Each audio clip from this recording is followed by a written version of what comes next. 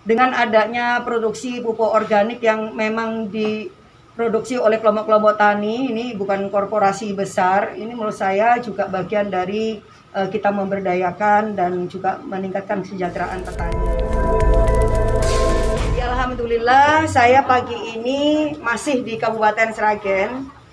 Kita mengunjungi UPKK Potan Sugewaras, Desa Mojodoyong, yang menjadi supporting system juga dari usaha kascing ya, yang sudah luar biasa dirintis oleh Bapak Tarmen sebagai produsen pupuk organik yang berbahan dasar dari cacing, mungkin terbesar lah di Jawa Tengah dan satu-satunya.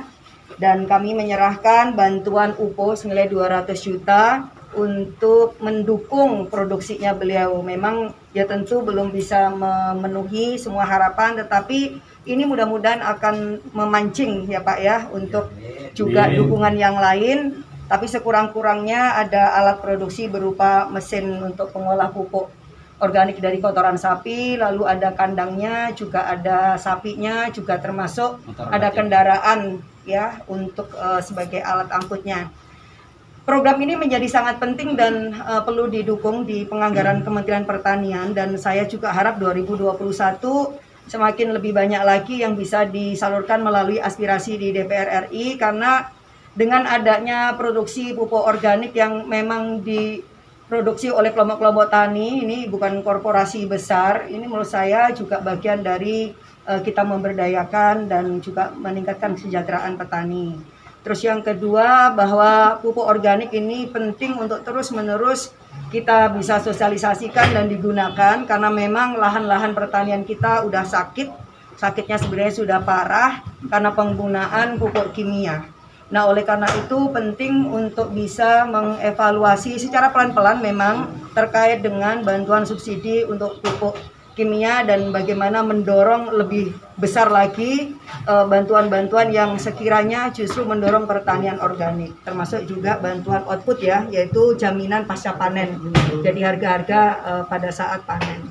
Saya kira itu yang bisa saya sampaikan, dan terima kasih untuk Pak Tarmen, perlu dapat dukungan dari pemerintah daerah ataupun provinsi, mungkin juga pemerintah pusat, agar produksi yang sudah beliau lakukan ini bisa memenuhi target harian yang beliau inginkan. Jadi kapasitas produksi idealnya 5 ton ya per hari, tetapi karena beberapa sarprasnya masih kurang, termasuk misalnya alat pengeringnya, ovennya, termasuk bahan bakunya, sehingga baru bisa memproduksi 2,5 ton per hari.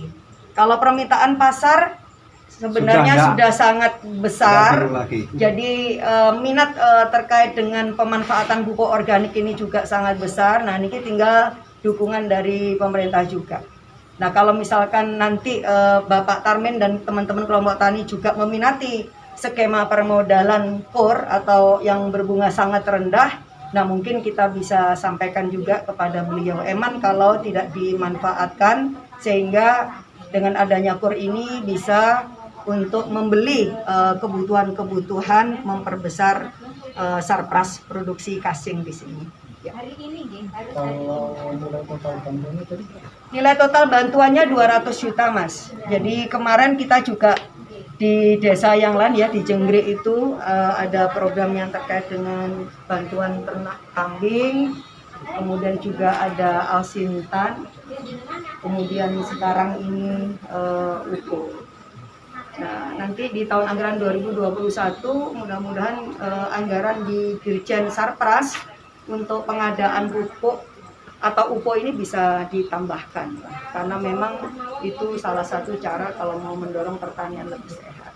Mbak, dulu untuk pupuk yang saat ini agak di petani kan sulit, apakah nanti ini untuk yang organik ini bisa menjadi solusi buat petani?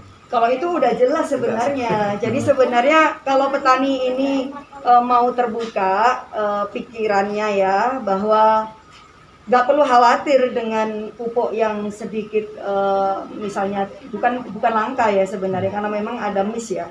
Jadi memang pupuk subsidi itu kan otomatis tidak mungkin memenuhi 100%. Tetapi memang persoalan-persoalan yang terkait dengan penyaluran, kemudian soal syarat pengambilan pupuk yang memang mewajibkan kartu tani, ini sudah dijembatani oleh Komisi 4. Jadi sekarang ini yang namanya syarat wajib pengambilan pupuk subsidi yang menggunakan kartu tani ini opsional. Opsional itu tergantung kesiapan daerah. Jadi kalau daerahnya itu misalnya udah 100% siap dengan kartu tani dan tidak ada petani yang tidak punya kartu tani, maka ya silakan digunakan pakai kartu tani. Tapi kalau kemudian daerah itu tidak siap, kemudian juga pendataan yang terkait dengan petani yang punya kartu dan ini juga belum siap, maka petani tetap memiliki hak untuk mengambil pupuk subsidi dengan menggunakan KTP-nya aja. Nah, selain itu penting memang untuk diberikan sosialisasi dan tugas PPL dan seterusnya ya, bahwa memang mau tidak mau kalau kita tidak terlalu tergantung dengan pupuk kimia yang semakin hari semakin besar kebutuhannya itu, karena memang tanahnya udah rusak, ya harus diimbangi dengan penggunaan pupuk organik. Jadi kalau sekarang misalnya baru 10%-nya, lama-lama harus ditingkatkan 20%-nya, sampai idealnya itu ya misalnya 50% kalau belum bisa meninggalkan sama sekali penggunaan pupuk kimia. Tetapi nggak boleh sampai tidak menggunakan pupuk organik. Nah, cuman problemnya di petani itu Pak Tarmin katanya kalau daunnya tidak hijau itu nggak marem. Padahal hijaunya itu karena kimia, ya. Hijaunya itu hijau daun, bukan bulirnya.